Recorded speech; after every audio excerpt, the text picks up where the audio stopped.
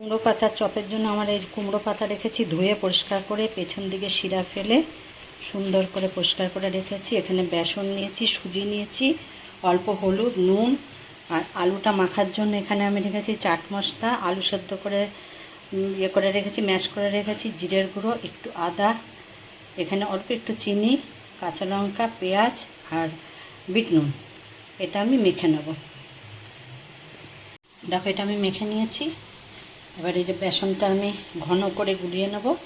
এতে আমি সামান্য একটু নুন দিচ্ছি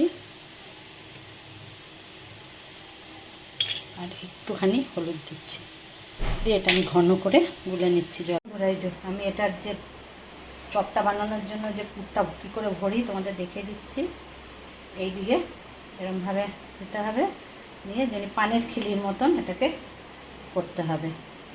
এরকম করে এটাকে ভিতরে এরকমভাবে ঢুকে দিতে হবে। এই দেখো, দেখতে পাচ্ছ? এরকমভাবে আমি প্রত্যেকটা আগে বানিয়ে নিচ্ছি। তেলটা গরম হয়েছে, এবারে আমি এই চপগুলো এতে ভেজে নেব।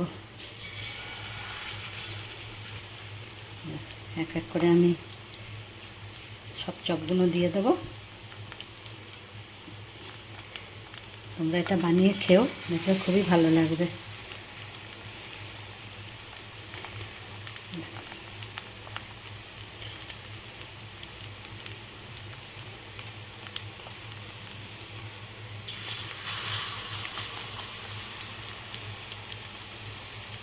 দেখো, এটা আমি একবার উল্টে দিয়েছি। এটা তোমাদের সিম আছেই আস্তে আস্তে ভাজতে হবে, যাতে সুন্দর করে এটা ভাজা হয়।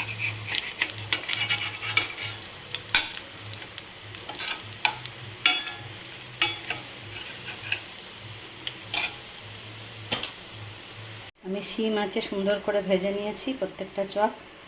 এই চপটা তোমরা বানিয়ে খেও, কুমড়ো পাতার খুবই ভালো লাগবে। গরম গরম ভাত ডালের সঙ্গে তো খুবই ভালো লাগবে।